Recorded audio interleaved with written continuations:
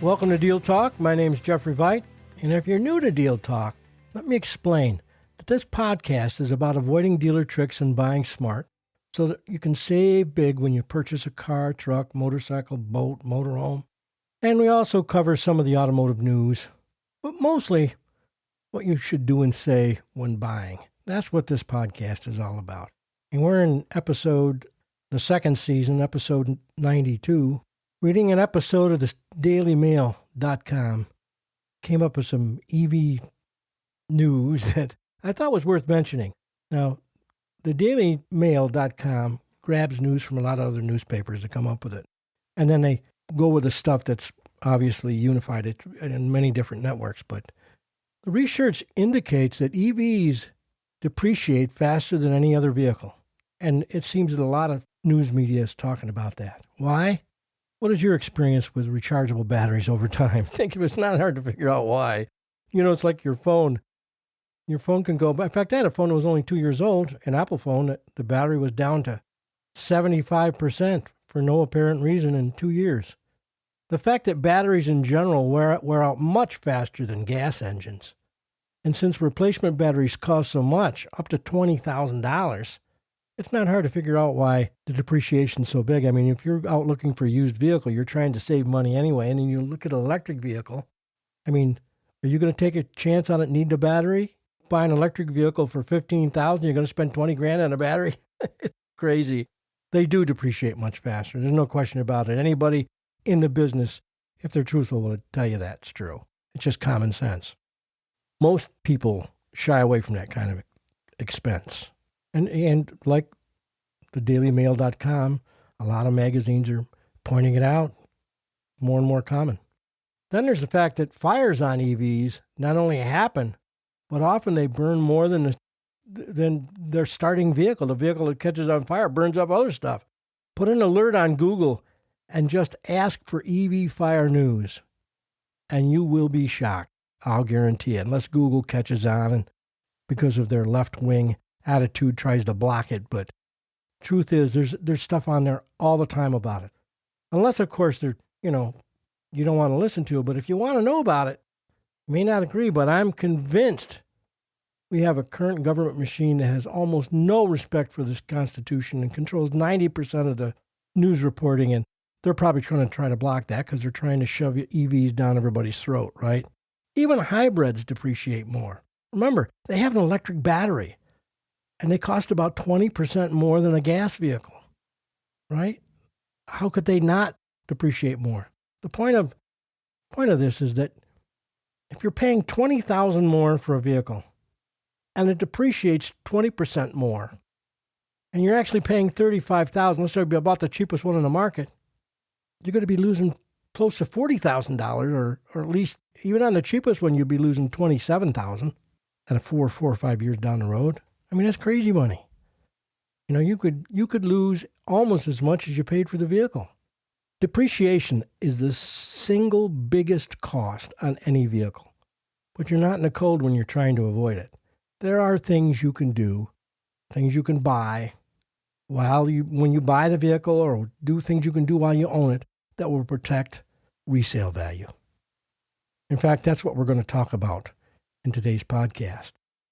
If you like the episode, please take a couple of minutes and do a review on iTunes, Google Play, or one of them, iHeartRadio, or wherever you can. But the reviews are important, whichever you use. If you've already done a review, thanks. I appreciate it very much, and a lot of people have. Don't forget to tell your friends and relatives about the podcast. They'll save money because you told them about it and they listen. And when they save money, you'll be the hero, and it's worth it. If you people you love, you want them to save some money, that's the way to do it. Everybody that listens to the podcast gets something out of it. Everybody. Some more than others. Some are more experienced, maybe. But everybody gets something out of it. Those of you who like some written material, you don't want to have just listen, you'd like to have something in writing, then go online to to Kindle or Barnes & Noble Nook and get a copy of The Informed Buyer. It'll give you the basics for quick reference in writing when you're in the buying process. You can download it to your phone or your tablet, and you can have it with you forever, actually. Best of all, it's $3. Think about that. It costs you $3 to ensure the fact that you might save hundreds, maybe thousands. And it's been $3 since it came out, and it's going to stay $3. I'm not looking to make money with it. I'm trying to help in another way, because you can't always remember everything you hear on the podcast, right? Resale comes up a lot in the cost of ownership dollars. We just either don't know it or call it something else, like the worth. My vehicle should be worth X, or I hope it's worth X. Leases call it residual value, the residual value at the end of the lease, right? It should be called the minimum future value, but they call it residual value. If you already own a vehicle, and resale may not have ever entered your mind when you were buying it, right? You might not have thought about this. Not the dollars and not what makes it good or bad. But what if you want to sell your vehicle publicly?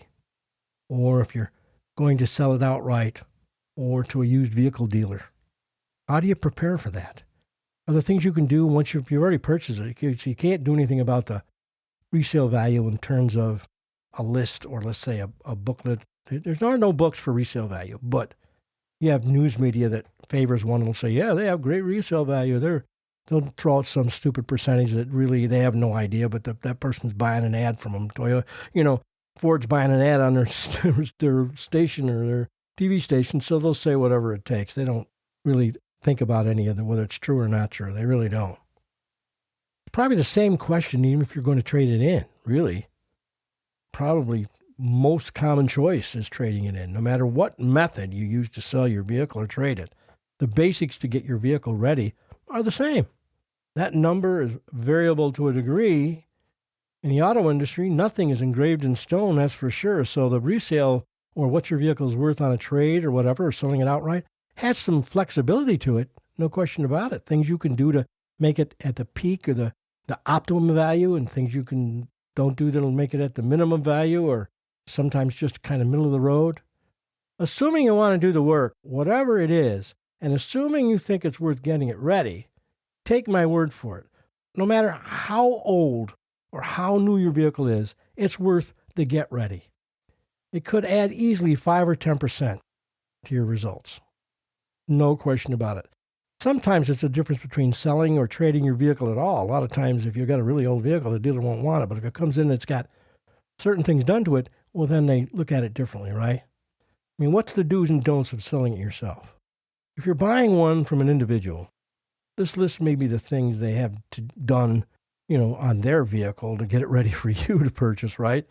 But if you'll be trading it in, or you're selling one outright, whatever form of selling it you're doing, just selling it or not, or on the public or to a dealer, or you're trading it, whatever it is, doesn't matter which one. What's the plan? What are the steps involved in a successful sale, whatever the kind? I mean, these things I'm going to talk about will help you even if you're trading it in. Dealers aren't any different than anybody else. They look at a vehicle for its resellability. If it looks better, it's easier to sell it. They look at it for more. Simple as that. I mean, it's just business. The first consideration would be physical preparation, right? That's kind of an obvious one, but talk about it briefly. You should do this to your trade no matter which way you're selling it. Any buyer, including auto dealers, can be moved by a proper vehicle preparation. The things that affect the value apply in every type of sale, the things that make a difference. Almost everything you invest in time and money should come back to you in double or triple. And more importantly, the investment or time will help you sell it faster, and by building appeal and desire, the buyers will feel better about it, no matter what kind it is. Do these things that I'm going to talk about here briefly before you show the vehicle to anyone even, right? First of all, clean it everywhere. Don't just brush it out or vacuum it out. Clean it everywhere, inside, outside, under the hood, in the trunk. Now, if you're not into manual labor, hire a detail firm. And there are places where you can take your vehicle to get it detailed in town. You can pay the money or do it yourself. Get a professional detail, professionally clean it from stem to stern. If you're trading it in, do this a week or so ahead of the time. So in that way, when you go to trade it in, you'll have a few days worth of use of the vehicle. It'll look as though you keep it that way all the time, and it wasn't just detailed. That will be good because the dealer or whoever it is will assume that it's had good care. How it looks in eye appeal determines what you think other things are about it. For instance, if it's in really good shape and it looks good, you assume it's been serviced right. If it doesn't look good, if it's all beat up, you assume it's not serviced right, that there's something else wrong with it. Another one is touch up the paint chip.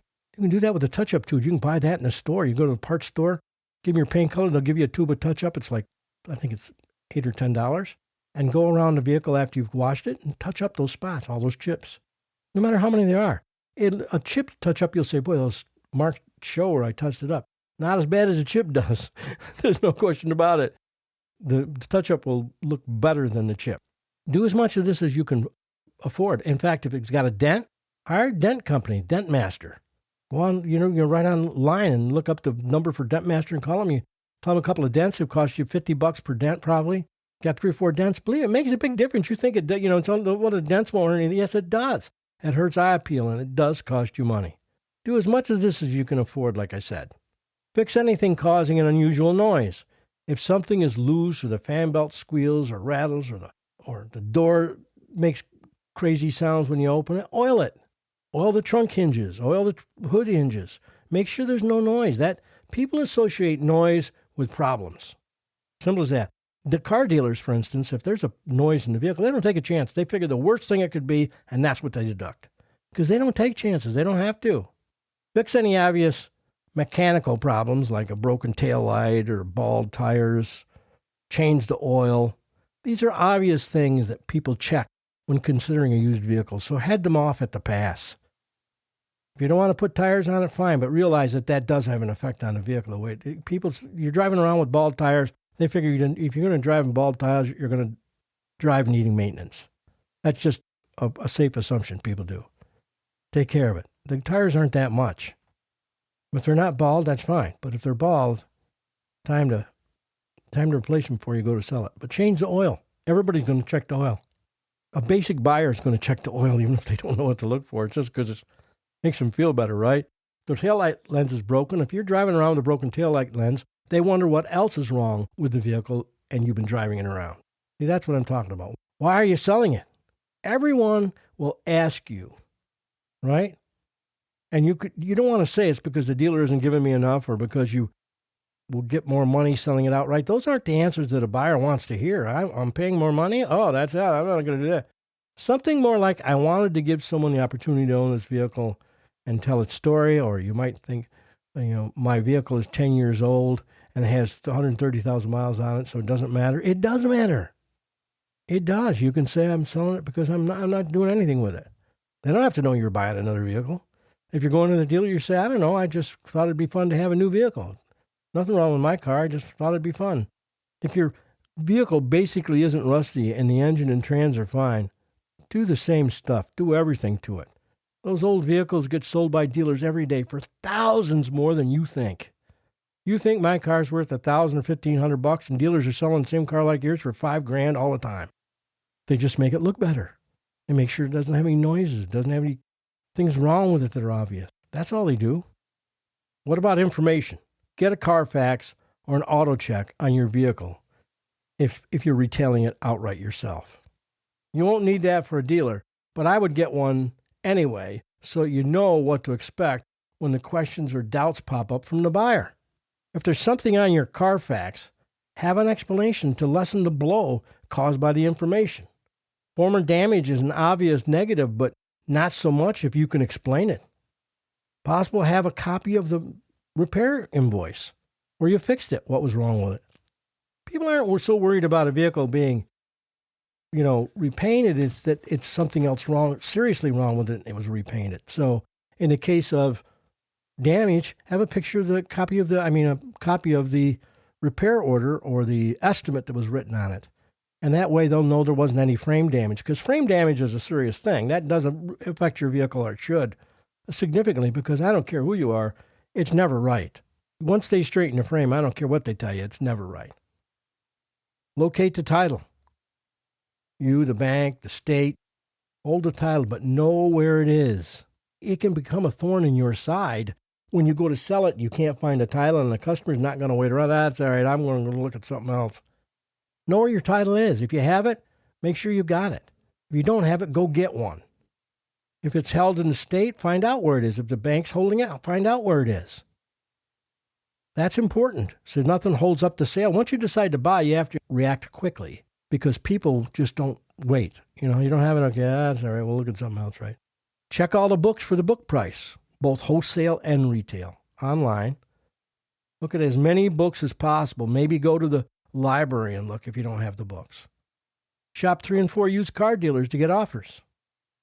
The numbers from dealers will indicate the true wholesale value. The average offer from 4 dealers is far and away the most accurate way to determine your vehicle's true wholesale value. That's what dealers are going to offer you for at wholesale. If you're going to sell it outright on your own, right, just add 20% to that wholesale value that dealers you take. You have, let's say you go to 3 used car dealers. One offers you 4, one offers you 45, one offers you 5. Well, the average there is 4,500, right? If you want to know the retail value, add 20% to that. All of a sudden, you add $1,800 to it, right? The retail value is 63. Approximately, it's close enough. You can also look them up in a book. You want to see how that compares to the book. Maybe the book says actually retail value is 66. Well, okay, then use the higher one. Accurate information is the best way to establish the true market value, and that leads to acceptance by people and dealers, right? Earlier, I mentioned 3 types of sales. You can sell it, trade it, dealers sell it, retail sell it, right? There's a lot of ways to get rid of it, but those 3 primarily. People either trade their vehicle in, right? They sell it to a dealer or they sell it to a retail customer. One of those 3. If you're buying another vehicle, you'll need to realize that in 42 out of 50 states, you won't pay tax on the amount of the value equal to the price of your trade-in.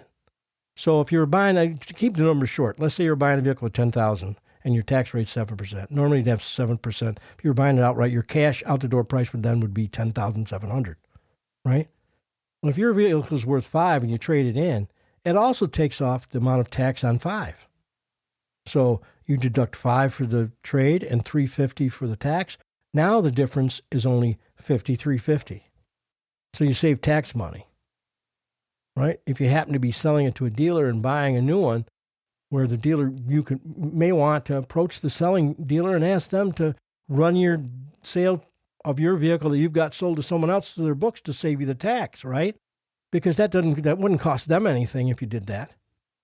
That way, unless you were selling at retail. If you're selling at retail, they probably won't do that because then they've got the obligation of the used vehicle warranty and stuff. So that might not be the way to go. But if you can, if you're going to sell your vehicle outright, it's important to realize that there's not going to do you any kind of benefit unless you get more than the price of your vehicle and the amount of tax value. So let's say your vehicle is worth $5,000 and you get the tax value is $350. So you got to get $5,350 before to break even.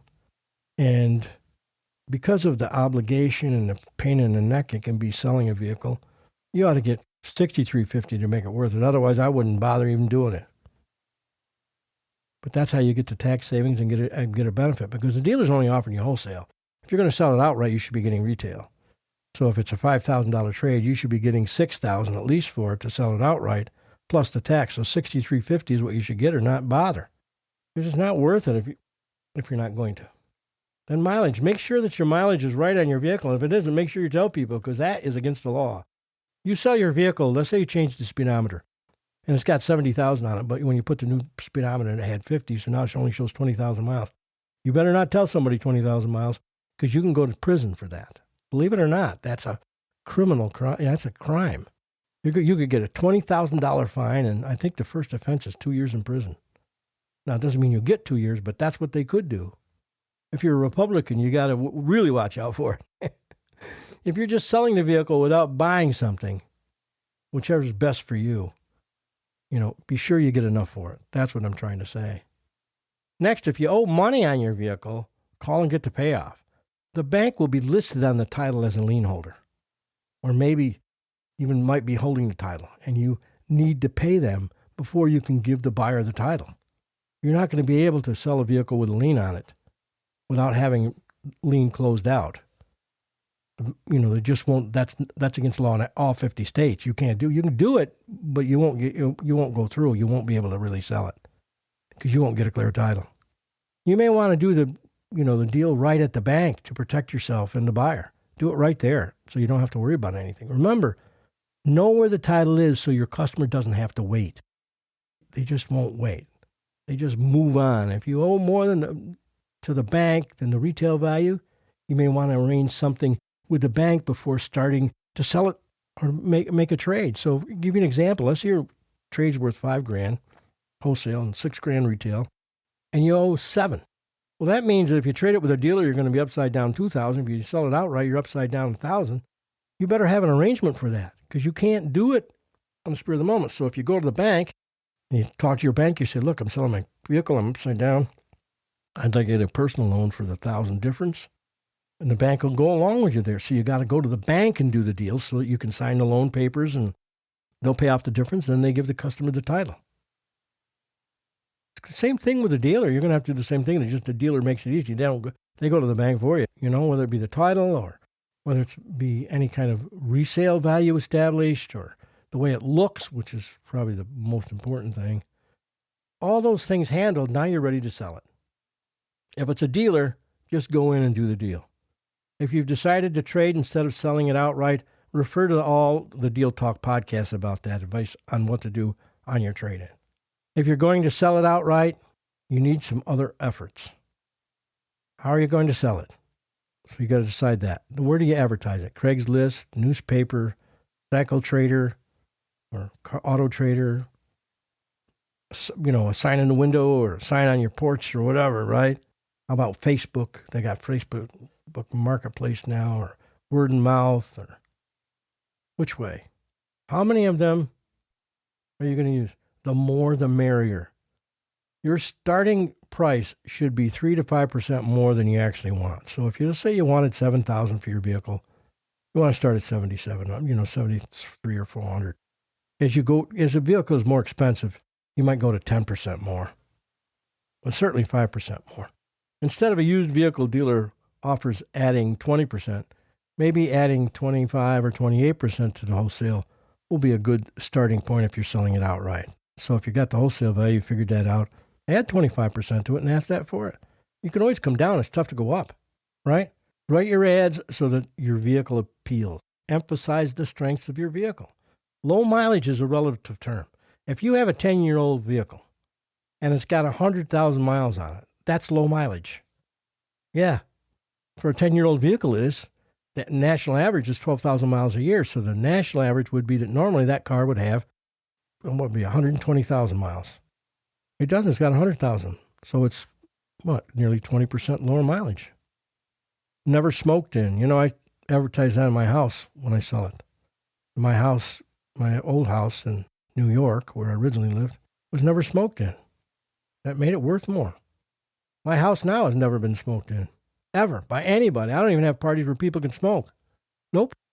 And people don't like it, tough shit. That's the way it is. I don't smoke in my house. Go out on the deck. Completely out of it. Not even in the screen room, out on the deck. I'm funny about that because people that smoke will buy a house that hasn't been smoked in. But people that don't smoke sometimes won't buy a house because as much as you try to get that smoke out of your house, the non-smoker will smell it. They may get it out for a day or two, but you're not going to get it out for good. There's no question about it. And a lot of them are thinking, are going to ask you, are these people smokers or not? Write all the ads so that your ad, so that your vehicle appeals, right? No prior damage, put that in there. That's a big one, right? Whatever the strength is, put that in the ad. That's really, really paramount. If you're going to sell a little under market value, you don't use book. Use something else, right? Don't mention the weakness unless a person asks you about the specific item. Then answer the truth. If it doesn't come up, don't mention it unless the safety issue. And if that's the case, you should have fixed it. What to do during the process? That would be a question, right? First, be sure that you have someone else around while meeting with prospective buyers. Don't sell your vehicle alone. If you test drive, go with them. But if you're sure they have a license, you do the test drive. Otherwise, you don't. You got to see the license. You see it. Make sure that who it is and the picture matches because that stuff goes on. People take off and you don't ever see them again. They got your car. Show people the Carfax if it's positive. If the Carfax isn't a positive attribute, don't offer it. But if they ask, show them the Carfax, because if they ask, they'll get one anyway if you don't show them. So it'd be better if you're there to explain it, right? You have a chance at least. Maybe even show a copy of the bill, that repair bill. Like if my vehicle's had, now it's had a couple $1,000s worth of damage to the front bumper and the grill because someone stopped in the middle of the road right in front of me, turning the corner, and I didn't know it. And I was, I ran, just barely tapped him, but it only takes a barely tap to get a couple thousand of damage. But I'll keep a copy of the repair bill in the vehicle in case I decided to sell it or trade it in. I'd show them. I don't want to guess, because like car dealers, if your vehicle's had damage, they're going to assume the worst. If you don't have an explanation proof, whatever it is, if it's had the front of the car painted, they're going to assume it was wrecked hard. They don't take chances. But if you got the repair bill, it gives you a chance to explain. So if customer comes, doesn't mention Carfax, you don't bring it up. But if they say, do you have a Carfax? You say, yep. Bring it out and you say, okay, here's my Carfax. You'll see here it had some little damage, but I have the repair bill. You can look at it. It had nothing major. It was just superficial damage, and it's been fixed. With the Carfax out of the bag, you can explain the repairs. So it doesn't make any difference. And you're there to explain them. It makes a big difference. Don't mention the price unless they do. If they ask for your best price, you should say something like, I planned on this being my best price. What did you have in mind? And don't leave it open to say, what did you have in mind, to get more feedback. When they give you what they had in mind, don't get nervous. Just say something like, because they're going to offer you some ridiculous. They'll say 1,000 less or 2,000 less because people don't know. They probably haven't done any research, like we talk about, due diligence. But you say something like, don't get upset about it, no matter how low it is. Just say, well, I can't do that. But how about if I give you $300 off? Right? If you've marked it up the extra 5%, like I said, you're covered, so you can do that. They may have offered thousands, but just ignore it. That really doesn't matter. You're going to establish that the best price available is within hundreds of your asking price, not thousands. And at the same time, this kind of response allows the prospective buyer to save face and improve their offer. It's not a confrontational thing, and that's what you don't want it to be, is a confrontational thing. Don't call it your number or your asking price. Don't use those. Forget those, right? That sounds too flexible. I suggest using something like, well, the market value is whatever it is. It's the market value. It sounds more official, doesn't it? Remember, you've done the research, and you are now the expert. Don't say we're asking $12,000. Say the market value is $12,000. After the back and forth, you either take it or not. That's it. That's pretty much what it takes to successfully sell your vehicle. Remember that because of the amount you've invested, first come, first serve, unless they give you a deposit, and it's a non-refundable deposit. Otherwise, don't hold your vehicle for someone, right? But all these things, first of all, the way it looks and sounds and things, it comes first, and then how you present the price, that comes second, and that will make the big difference. That gives you maximize your resale value. As far as maximizing the resale value when the vehicle is, brand new, if you're buying one brand new, or even if you're buying one used, there's a couple of things you can do right off the bat, which are just common sense. First of all, the vehicles with the best reputation are always going to have the best resale value. Always. Toyota, Honda, Subaru, Mazda, Ford F-150, Chevy Cheyenne. Those are your best resale vehicles. That if you buy one of those, that helps, right? And keeping the mileage within line, if you can, that helps. Making sure that the vehicle has the options that most people are going to want to buy. For instance, if I was looking at a sedan, I would only buy a 4-door. Now, I like the looks of a 2-door better, just like everybody else. It looks sportier, but you know why? Because if people are looking for a vehicle, they'll buy a 4-door. But if they need 4 doors, they won't buy a 2-door. And that has to do with resale value, because the dealer looks at that. How easy is it going to be to sell this vehicle? 4 doors sell better. Get all the information you can from books and shop dealers. Get a Carfax. Those are things you need to do. Improve the condition as much as possible, cleanliness, mechanically. First impressions are everything. Regardless of what methods you use to sell it. And no matter how old it is, clean it up. Clean it under the hood. You don't have to do a tune-up. If it's running fine, leave it alone. But clean it under the hood, right? Clean it in the trunk. Clean it in the door jambs. The doors squeak, fix the squeaky door. Compare the different ways. Trade, sell, trade it in to a dealer, sell it to a used car dealer. All these things you can do with it. Compare the differences. It might only be a little bit. You might find out that there are used car dealers that will pay within a few hundred of what a dealer will give you on a trade. Or if you're not buying something, you can't go with a trade-in. If you're not going to buy anything, you're just getting rid of the car. Know your payoff. Know if you have equity or if you're upside down. And handle it with a bank ahead of time. Make sure you know where the title is. Boy, that one's huge. That's a huge one.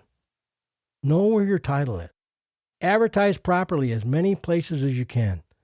That lays out the best way to maximize your resale value.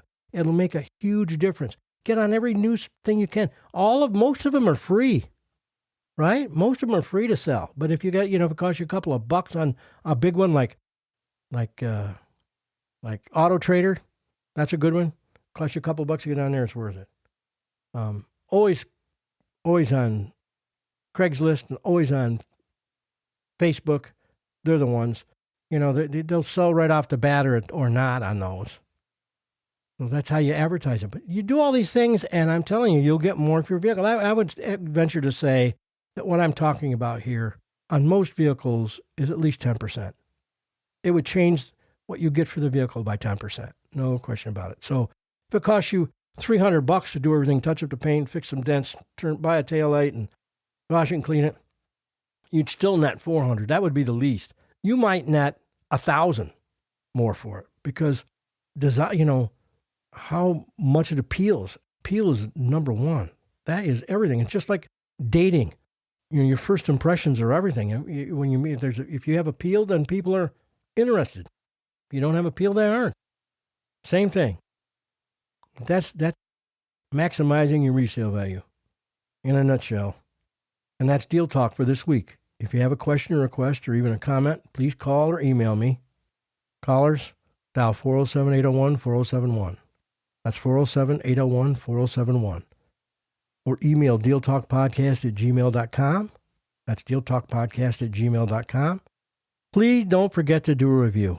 Come on, it doesn't cost you anything to help out. Play it forward, right? And do yourself a favor by getting a copy of The Informed Buyer from Amazon or Nook. It's the best $3 you'll ever spend, I guarantee you. Like I mentioned before, tell your friends and relatives. They'll save big and thank you for it, for sure. However I can help you, contact me and you'll hear from me. Everybody does. And remember, every payment you get should be CPI. Complete payment information. Amount, months, rate, any required down payment to get to that term. Every time they quote you a payment. Every single time. And every price you get, if you're doing your own financing and you're just talking out the door prices with a dealer, talking the total price, got to include every single cost, right? The tax, the tag, the dealer fees, any options. Notes everything. Everything. Every single cost. They call that the OTD, out the door.